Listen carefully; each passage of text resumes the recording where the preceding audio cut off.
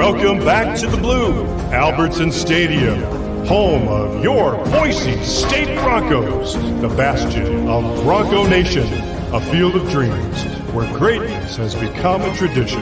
Whether you're new to Idaho and this is your first game, or your family has had season tickets for 3 generations, Lithia Ford of Boise wants you to know you're welcome here. Well, how about that, Boise State fans? What a win for Boise State, man. They needed that one. BJ Rains here with Bronco Nation News. Thank you to Lithia Ford of Boise. This is the BroncoNationNews.com postgame show, RowPaint.com, Power and People, Pride and Painting, the official paint and coatings company of Boise State Athletics. Get your comments in now. Fire up the comments. We'll get them on the screen. Your comments, your questions, your thoughts. How's this one feel, Boise State fans? 63-58. As you see on the screen there, just a huge win over Tulsa. We are in the bowels of Extra Mile Arena here, taking your comments, your questions, your thoughts. Wow, Boise State really, really needed that one. Just a great, finish down the stretch. They were down a couple of times in the second half. They were down by 8 with 7:26 to go, 52-44. They were down again by 7, 56-49 with 4:59 to go. And Boise State ends this game on a 19-6 run, and more importantly, a 14-2 run for Boise State. So get your comments in. Are you back on board? Are you believing in this team again? What'd you think of the 24 turnovers? Does that concern you? The free throws, they still went 8 for 16, but they made a couple of big ones down the stretch. So where are you on this Boise State team moving forward? Would love to take your comments, your questions, your thoughts as we break this game down here at Extra Mile Arena. 63-58 again. Is the final score. Load those comments up. We'll get to them here shortly, and appreciate everybody for coming on board. Again, we're going to do this every game, every basketball, every football game, pregame, postgame. We'll fire this up and chat and talk, and we'll have some special guests and some players, some coaches, announcers, other media folks. I mean, this is going to be a fun thing to talk Boise State basketball, and then we'll do football for the bowl game as well. But how about Abu Kijab, 17 points, 8 rebounds for him. I thought he had some huge shots in this game. There was that momentum swing where you had the alley-oop on a 2-on-1 fast break where Akot threw it up and Kijab got it and laid it in and got the foul. And he missed the free throw, but still just a huge play momentum-wise for Boise State, I thought, at that point in the game. 17 points for Marcus Shaver Jr. as well. I thought he was huge down the stretch. He obviously, is been battling a hand injury, but Leon Rice said he's getting healthier, and I thought that was huge for Marcus Shaver to hit some of those big threes in the second half. Boise State hits 9 threes tonight, 9 of 22 from three-point range, and they shot 23 of 45 overall, 51%. I believe that's one of Boise State's best shooting percentages from the field this season. Again, 51%, but they only took 45 shots. And you look at Tulsa, they took 58 shots. So Tulsa took 13 extra shots. Well, why is that? That's because Boise State had 24 turnovers. That sets the new record for Leon Rice here at Boise State. In his 12 years, 24 turnovers is the record. And you look at, a couple of games ago, they had the fewest points, fewest shooting percentage, lowest shooting percentage in the Leon Rice era, and now the most turnovers in the Leon Rice era, 24. But they do escape this game with the win. Not perfect. They do only go 8 of 16 from the free throw line, but Boise State, I think, makes 6 of their final 8. They made a couple big ones down the stretch, and Max Rice hits 2 with about 5 seconds left to seal the game. So big win for Boise State, 63-58. Joe Hicks chiming in. Good win. Yes, it was, Joe. A badly needed win. Nathaniel Wild saying a clutch shave, and he was very clutch. A couple of huge shots. I thought he was tremendous. And again, they just, needed somebody to step up and hit a couple shots, and he did. And he was huge. 58 shots, 58 points for Tulsa, average 1 point per shot. That's actually not great. You want to be, I guess per shot, but in terms of possessions, you want to be under a point of possession. Let's see if they have possessions on here. I don't see it right off the bat, but no, overall 58 points is pretty good defensively. I think Tulsa only scored, 2 points in the final 5 minutes of the game, something like that. I mean, that's pretty impressive to see. They finished with 58, and they had 56, with 4:59 to go. So Tulsa only scores 2 points in the final 5 minutes of the game. That's, Boise State may have trouble to holding on to the ball, may have trouble scoring, but they are great defensively. And they've got some long guys, and they've got some athletic guys, and they're really, really good defensively. This is one of Leon's best defensive teams. I thought it was just a really, really impressive defensive performance. And that's like the second time in 4 games. If you remember in that game against who was it? Ole Miss. Remember that Ole Miss game? They finished the game on a huge run there and played great defense down the stretch. So defense always travels, they say. So if you can overcome 24 turnovers by playing great defense down the stretch to win the game, I thought that was huge for this team. And again, another good comment. Defense doing some work. Awesome. Nathaniel. Let's see if we can get some other folks to chime in with some comments. We got 24 or so people watching this live. What were your thoughts on the game? Are you buying back into this team? Are you still a little worried about some issues, or is all it takes one win to get going forward? What is your what's your thoughts on this win? Let us know. This is a Lithia Florida Boise post-game show. Again, we'll be doing this after every Boise State game. Doesn't matter the time of day, doesn't matter the day of the week. We're going to jump on here and talk Boise State basketball and football with you guys on the Bronco Nation News social media channels, and just appreciate to all of you for checking this out. And again, appreciate your support of the site. We're on day 4 today, and it's been pretty remarkable in 4 days to see the interest on this site and what's going on. So really appreciate everything. He says, amazing how making bloody free throws down the stretch can aid in getting the win versus missing a truckload and getting the loss. Next step, making free throws consistently throughout the game. Yeah. Pretenders, I totally agree. And that's something that Boise State is certainly going to have to work on. If they make a couple more free throws, they would have beat St. Louis. And if they beat St. Louis, all of a sudden they're 5-3 and they've got 2 big home wins. And you're thinking, okay, maybe things are okay here. But, they tonight was the difference, was making a couple free throws down the stretch. Well, let's not get too carried away. They still went 8 for 16 from the foul line. 8 for 16 from the free throw line is not good enough. So many offensive issues to work through. Nice win, but tons of work to do. That's a very fair point. I mean, you got the win, but there's certainly some things that there's some things you got to work on. 24 turnovers is atrocious. I was impressed with the rebounding tonight. I mean, the final rebounding number is 34-21. Now, you could say, well, that's, 24 possessions where Boise State didn't even take a shot, so some of those rebounds would have gone to Tulsa. I'll give you that. But to win the rebounding battle by 13, if I get my maths correct, these were AAC refs. What do you think of the refs tonight? There were a couple interesting calls, I thought. Tony Green's done 7 Final Fours, but there were a couple calls that I questioned. There was a charge call on Kejab, I believe. It didn't seem to be a great call. Overall, but the AAC refs were the refs in town. The final fouls were 12, it looks like, on what were the fouls? 17 on Tulsa, only 12 on Boise State, actually. So there were actually 5 more fouls called on Tulsa, but there were a couple ones that I thought were there. The assists, there were a couple of nice assists. They finished with 16 assists on 23 field goals. So Boise State actually moved the ball pretty well. I mentioned that one play where you had the 2-on-1 break. And that was an incredible play to actually hear Extra Mile Arena loud again. It's been a while since we've heard Extra Mile Arena loud and excited like that. So it was exciting. Jan saying, so happy we can watch the games live streaming now. This game was on the Mountain West Network. Hopefully you're also talking about this live stream here. That was, that's the Mountain West Network had the game tonight. I think the game at Northridge next week is on ESPN Plus. So yeah, some of these games are being streamed. Again, it's one win. It's Tulsa. It's an average AAC team, but this, one win can do a lot for a team that's really, really in need of a win. And let's face it, Boise State really, really needed a win. I mean, they were, just stuck in a hard place. I mean, it's obviously not what you want to do, losing to CSU Bakersfield and scoring 39 points and then following that up with 12 of 26 from the free throw line and an overtime loss to St. Louis. I mean, you'd think where this team could be if they had just closed out those 2 games, but on the flip side, where would they be if they had lost this game? So to be able to pull this one out, if you're a Boise State fan, you've got to think hopefully it's the start of something moving forward, because they badly needed a win and they badly got a win. I mean, I thought Tulsa did some things well. That number 41, Jariah Horn, I don't know if you know his story or not. We talked about it on the pregame show. He had 17 points. He started his career at Tulsa. He left and went to Colorado, was their second leading scorer last year, and then came back to finish his career at Tulsa because of the transfer rules.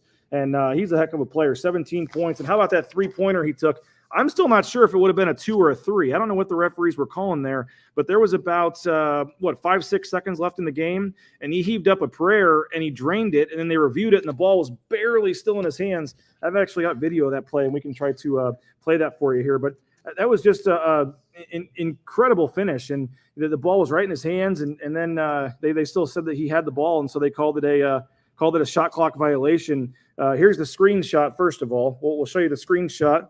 You can see that the ball is still in his hands, and the shot clock is at 0. Doesn't get any better than that. The ball is still in his hands. The shot clock is at 0. I'll have to see on the replay that we're going to watch here if they're going to call that a 2 or a 3. The 3 would have tied the game. The 2, Boise State would have still been winning by 1. But there was 14 seconds left in the game at this point when this happened. And, Boise State, again, was trying to hang on, was playing good defense, and then it looks like they're putting 3. Let's go ahead and watch this and see what happens here when they try to get the ball in. We'll show this to you here if I can do this correctly. Let's go back. This is Boise State winning by 3 with 14 seconds left.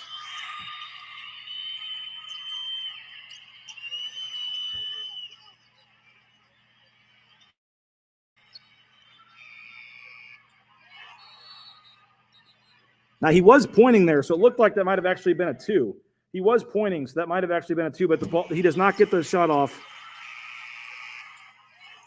Just an incredible shot, though. Incredible shot, but it does not count because he, it came after the shot clock, and just a crazy swing there. Because if that goes in and they count that, and all of a sudden you go to overtime again, I mean, my gosh, I don't know if Boise State could have taken another game like that. But for them to be able to, have it be after the shot clock, and then how about Max Rice?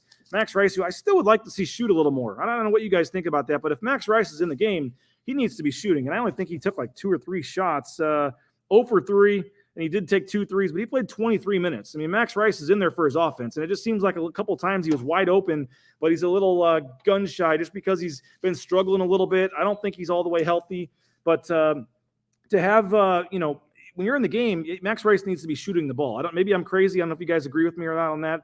But Max Rice, 23 minutes, finishes +7, which is one of the best. And he had 2 points, and there were 2 huge points. Boise State was up 3 with the 5 seconds left, and Max Rice drains both free throws to put the game away. And good, nice work by Max Rice hitting those 2 free throws and sealing the game. Boise State, again, only goes 8 for 16 from the foul line. Another issue, the turnovers, saying the bad, we had 24 turnovers. The good, we won despite 24 turnovers. And Leon Rice actually said after the game, guys, that he sees this as a anomaly. He says they're not really a bad team turning the ball over. They're usually pretty good. He said that's just the way Tulsa plays defense, is they get up on you and kind of make it ugly for you with some of the things that they do. So he did not seem too concerned with the turnovers. Now, obviously, if they would have lost, he might have had a different feeling. I mean, it was a very jovial post game. We had Marcus Shaver, we had Abu Kijab, both up there on the stage talking about the game, and we could even maybe play a little bit of that if we wanted to, if I can make this work. But it was just a win that they badly needed, and to see them get it obviously was huge for them. And they were in a good mood today, and they should have been, because it was a really poor performance the other night from the foul line. They come back tonight, hit a couple down the stretch, and again, didn't play perfect. 24 turnovers is not good, but you out-rebound them by 13, and you shoot 51% from the field, and you hit 9 threes. I mean, they did some good things tonight too. Shot the ball well and rebounded well, and again, hit enough free throws down the stretch to win the game. But here's Abu Kijab, Marcus Shaver, real quick soundbite here after the game of them pulling this one out. I mean, just how badly did you guys just need a win to try to turn things around here? Definitely needed a win. Proud of our guys. They competed. We had a lot of adversity throughout the game. And they just kept fighting, man. They just kept fighting. Showed the result of this team. I mean, it wasn't looking good there at times in the second half. You're down 6-7 again. The fans are getting a little restless. And then I think you end the game on like a 14-2 run or something. I mean, how badly did you guys need to play well those final 5-6 minutes and pull this out? We had to lock down. Really focusing on our defense. That's what really got us going on offense. Every time we guard and get out in transition, that's when we're at our best. So guys did a pretty good job today. Did it with their defense. Got a win that they badly needed. And again, there it is, Abu Kijab after the game. And so it wasn't pretty, but again, they got it done and they badly needed it. And now they've got an interesting part of the schedule coming up. A road game at CSU Northridge is up next. If you got any other comments, questions, we got a couple more minutes here. Just get in some comments if you got one. But again, up next is Cal State Northridge, CSUN. And I will be heading there for Bronco Nation News, flying down to Northridge on Tuesday. We'll be there for the game, full pregame show, full postgame show from Northridge. Hopefully we'll get Coach Rice, a player, maybe on the postgame show as well from Northridge. So a lot of coverage coming there. Chad saying they'll be in a lot of games with the level of defense they're playing. The effort at the end of the floor is as good as I've seen with the Leon Rice team. It was an impressive finish. As I mentioned, 14-2 in the final 5 minutes, I believe. That's the second game this year, or at least in the last 2 weeks, if you count the Ole Miss game, where they've given up like 2 points in the final 4 or 5 minutes. So when they needed to make some stops, they locked in and they made some stops. And that's really what I think Tyson Degenhart brings to the table. I mean, you see that his size, he can rebound, he's taken some charges, and you add Tyson Degenhart into the mix in these final minutes. I was very impressed with what he brought. Appreciate that, Chad. And I mean, the defense was elite down the stretch. That block that Degenhart had, I thought maybe there had been some contact. I wish I had had my video going for some video, but I didn't. But, to have that block, which was just incredible, went straight up, and I think it was on 41, the guy we were just talking about earlier, and to block that and be able to, swing the possession for Boise State. I mean, there were so many swing possessions in this one. It was with 2:09 to go. Marcus Shaver had just hit a three. Boise State was up 59-58. And then he had the block on number 41. And then they came down, and Acott went 1 of 2 from the line.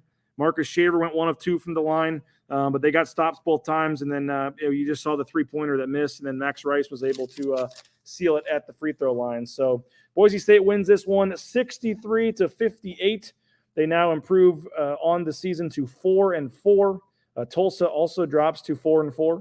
But Boise State, by all metrics, if you saw Ken Palm and some of the stats we've had, that's the second hardest schedule in the Mountain West. So Boise State is playing some tough teams, and to this point, they are 4-4. They're a 500 team, but they can take some solace, I guess, in the fact that they're playing a tough schedule, and it's going to prepare them for conference play. And that's what Leon Rice said tonight after the game. He said that's a Tuesday night Mountain West game. That's a Friday night Mountain West game. That's a good Mountain West team. You're going to be in a battle with them. You're down in the final 5 minutes. You got to find a way to pull it out, and they did. It was a big win for Boise State to pull that out again. Down 7, if you're just joining us. Down 7 with 4:59 to go. Emmanuel Acott hit a huge three, and then Abu Kijeb had that play on the 2-on-1 where E-Man passed it to him, and he laid it in and got the foul. I think I actually have that play on a replay. Let's see if we find. I do have that play actually. So there was about let's see how much time was left. There was here he comes in on the pass. There's the alley-oop, and there it is. He lays it in and gets the foul call. So I thought that was a huge play in the game, obviously, to get that play. And there's one more look at it. The alley-oop, got fouled, made the shot, and that brought Boise State within 2 at that point. And then I guess he missed the free throw after that. Yeah, he did, but then he came back and hit 2 more free throws with 3:56 to go after the timeout to tie the game at 56. And then I thought there was a play where Boise State was down 2.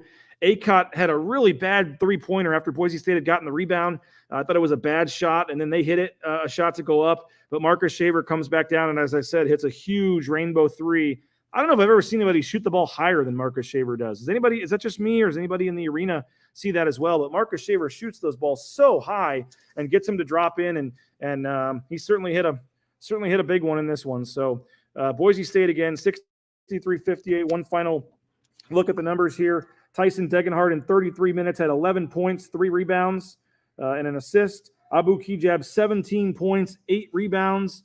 Let's see, Mladen Armouche, it was a bad matchup for him, according to Leon Rice. He only had 3 points, 4 rebounds. Marcus Shaver Jr. kind of flirted with a triple-double, 17 points, 7 assists, 8 rebounds for him. Emmanuel Acott in 32 minutes gets 12 points as well. Let's see, Najee Smith had 4 points, including a big dunk. How about Najee Smith? I thought he had a big dunk. I was impressed with his play there and ability on a fast break, and he's got some nice touch around the rim with some of the shots that he takes. And then Max Rice, only 2 points, but they were 2 huge free throws for Boise State. Again, the Broncos shoot 51.1% from the field, 23 of 45. They go 9 of 22 from three-point range, 40.9% from 3.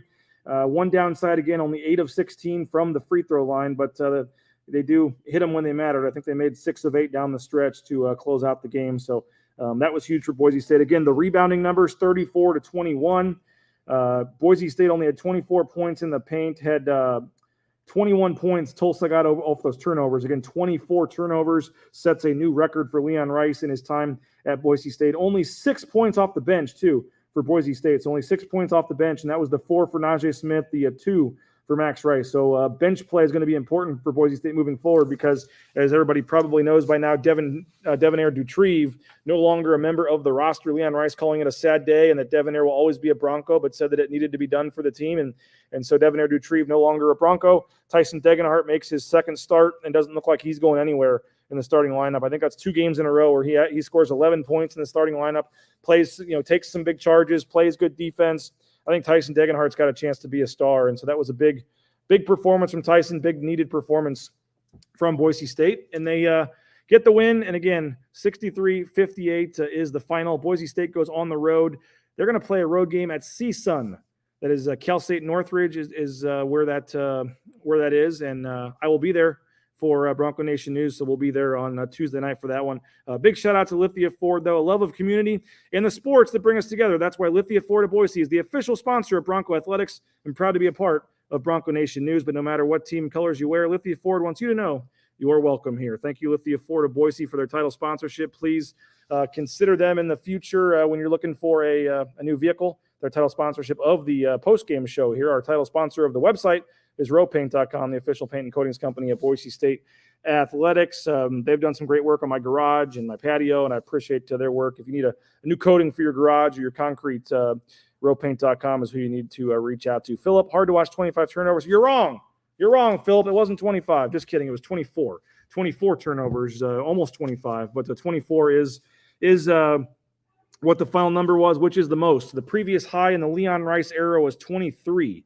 23 turnovers was the previous high in the Leon Rice era. They finished with 24 tonight. So again, you set some unwanted records for Boise State in recent games. Lowest points under Leon Rice, the worst field goal percentage ever in the Bakersfield game, and then 24 turnovers sets a new one tonight. But I think all that matters right now is the win. Boise State's got the win. They can take a deep breath. Leon Rice called it just a release game. Just you won. You made some shots. Just take a deep breath and move forward. And the schedule does open up the next couple of games. They can get a little momentum. They got Santa Clara is going to be a tough game. Washington State's a tough game still ahead. But for the time being, Boise State has a road game at CSUN. They got Montana Tech coming up as well. Prairie View A&M is on the schedule. So there's some winnable games coming up. And we'll see if Boise State can, was it one win that maybe started a winning streak for them, or is it one win that just kind of continues them in an up and down season? I guess we'll see moving forward what this means. But appreciate all the comments. Appreciate everybody for watching. Got good viewership again tonight. And hopefully you've checked out the all-new BroncoNationNews.com. And we've had great response the last 4 days now, well over 300 subscribers. So, we're going to try to make as much of this content free as we can. And I get that. Some people on the Facebook page were giving me a little grief for hawking subscriptions, but got to make a living somehow. And one way to do that, we're sending emails with the breaking news. When Devonair Dutrieve got booted from the team last night, we did post that for subscribers only last night, and then put it for everybody this morning. So we're doing what we can to try to get as much free content. All these social media shows will be free. Pre-game show, post-game show. We got some other ideas for some shows during the week. Those social media shows on the Bronco Nation News Facebook page and all this access you're getting will all be free. But hopefully you'll consider supporting my work and my travel expenses and things that we've got to pay for now that we've are doing this website on our own. It's BroncoNationNews.com. And again, $1 a week, $52 for the whole year for a subscription. We got the launch special still going this week. So jump on there, support us. If you like what we're doing, you like what you see, $52 for the whole year. And that gets you, again, breaking news sent to your email, some exclusive stories. You can post on the message board, some other things. And it's been a lot of fun 4 days in. Appreciate everybody for checking it out. And again, Boise State wins 63-58. A little football update. We'll find out the bowl game on Sunday, and we'll try to get a live show Sunday night. Sunday night, we'll break down the bowl matchup and get talking about the bowl game Sunday night. We'll probably find the bowl game out sometime early Sunday afternoon. I still think there's a chance it's going to be the Potato Bowl. Actually, there's better than a small chance. I think the Potato Bowl, if I had to guess right now, it's just a guess, but I think the Potato Bowl could end up being the landing spot for Boise State. I think it's a growing sentiment that players want to be done by Christmas, and if there's not a lot of great options, the Potato Bowl is just as good as any. Play at home, one more game on the blue, and end it with a win, and then get your 2.5 week break with your family for the holidays. I think it makes a lot of sense to a lot of people. So we will see you Sunday night, full coverage of this game is coming up. We'll have post-game video. We'll have stories, all kinds of stuff coming to BroncoNationNews.com. And then we will talk to you Sunday. We'll have all the bowl announcements and rumors and everything on the message boards and on the site for the bowl game. And then again, sometime Sunday afternoon or evening, we'll be back with a live show breaking down the bowl game, who they're playing, the matchup, all that. And then, as I said, next Tuesday, I'll be heading down to, I think it's Burbank Airport, I forget, by Cal State Northridge, CSUN, and we'll see what happens with Boise State and Northridge in their next basketball game on Tuesday. So thanks a lot for everybody for checking this out. Thanks to Lithia, Florida, Boise. Thanks to rowpaint.com, all of our other great sponsors. And thanks to you guys for checking it out. Hope you have a good rest of your weekend. Have a good Sunday night. Nice win for Boise State, 63-58. Boise State gets it done, and they improve, again, 63-58, and they improved to 4-4 on the season as Boise State is hopefully this is the game that gets them rolling. We'll see. Take care, folks. When it comes to concrete, we've got you covered. Rowpaint.com offers custom concrete coating services for your garage, business, warehouse, and more. And we do it in one day. We are your complete concrete coatings solution.